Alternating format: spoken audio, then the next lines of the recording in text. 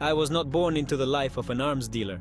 My family were honest people, scraping by in a grey city where opportunity flickered and faded. But I was hungry. I wanted more than anyone around me.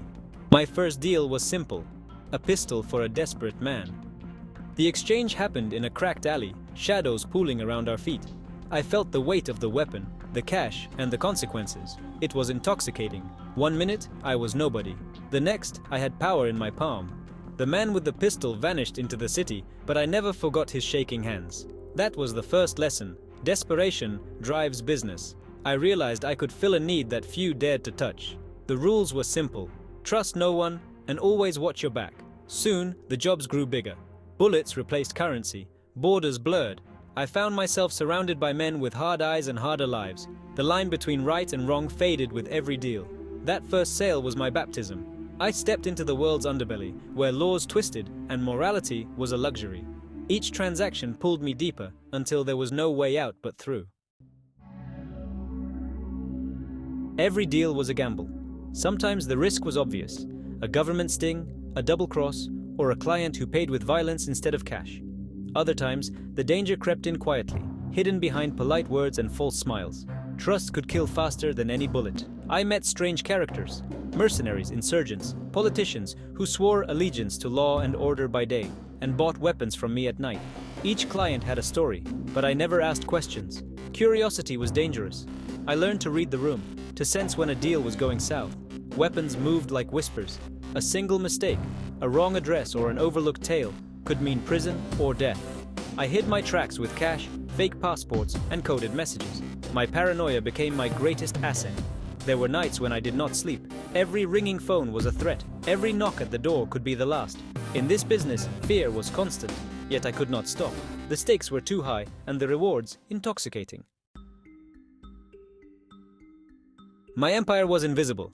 I built it from rumors, favors, and debts. I learned which ports looked the other way, which border guards loved bribes, and which countries had the weakest laws. The world became a map of opportunity and danger. I trusted no one completely, but I needed allies: fixers in Africa, brokers in the Balkans, corrupt officials in the Middle East. Each node in my network was a risk, but also a shield. I paid well and demanded loyalty. Betrayal was punished in ways that became legendary in my circles. Communication was an art. I used encrypted apps, burner phones, even coded greetings. Sometimes, a smile or a handshake carried more meaning than 100 emails. I sent shipments disguised as humanitarian aid or hidden in crates of fruit. The logistics were mind-bending. One wrong move, and the whole network could collapse.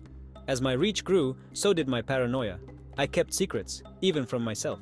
I changed identities like shirts. My life was a blur of airports, safe houses, and coded messages. I was everywhere and nowhere, master of a shadowy web that spanned continents.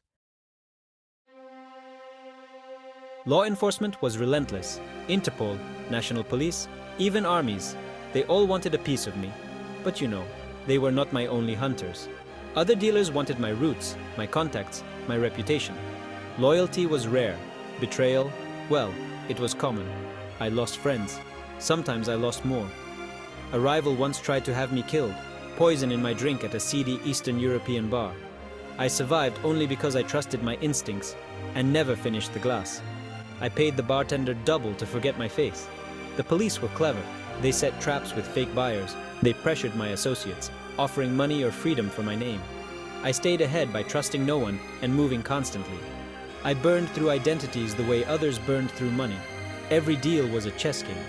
Every ally could turn into an enemy. I learned to expect betrayal, to see the knife coming before it struck. In this world, mercy was weakness, and trust could kill. There was one night I will never forget. A shipment went wrong. The client, an African warlord, was furious. He blamed me for weapons that never arrived. I was summoned to a remote warehouse, alone. The air was thick with sweat and fear. Inside, armed guards flanked every door. The warlord sat in the shadows, his eyes cold. He accused me of theft. I denied it. My voice was steady, but inside, I was shaking.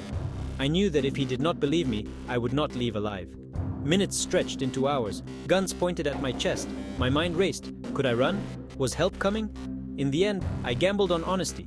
I told him who had stolen his shipment. I gave up a rival's name, knowing it would buy my life, but cost me my soul. He let me go. Outside, I vomited in the dirt. My hands shook for hours. That night, I learned what real fear felt like. I also learned how far I would go to survive. My luck could not last forever. The police caught up with me in Istanbul. It was dawn when they came. Helmets, guns, shouting in 3 languages. I tried to run, but the net was tight. Years of secrets unraveled in minutes. The interrogations were brutal. They wanted names, routes, contacts. I gave them nothing at first. But prison breaks a man. Days blurred into weeks. In the end, I made a deal. I traded information for a lighter sentence. Many of my old allies vanished, hunted by the same people who once paid them. After prison, the world was smaller. The network was gone. My reputation was poisoned. No one trusted me, and every shadow hid an enemy. I tried to disappear. I lived under new names, always looking over my shoulder. Freedom was a cage of fear. I had lost everything that mattered: my power, my friends, even my sense of self. The cost of survival was higher than I had ever imagined. Looking back, I see a life built on fear and deception. I convinced myself I was just a businessman, a facilitator, but every gun I sold had a story, a tragedy I helped create. I told myself I had no choice. The truth is, I always did. I regret the lives lost, the families shattered by my deals. I regret the friendships I betrayed to save myself. Regret is a heavy shadow. It follows me everywhere. I wonder if I can ever escape it. Now, I live quietly, far from the world I once ruled. I avoid mirrors. I avoid old friends. I try to find peace in small things.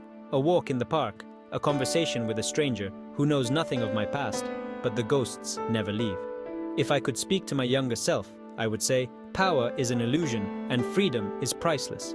In the end, all the money, all the danger, all the risk, it was not worth the cost. The world's most dangerous arms dealer is just a man, haunted by the choices he cannot undo.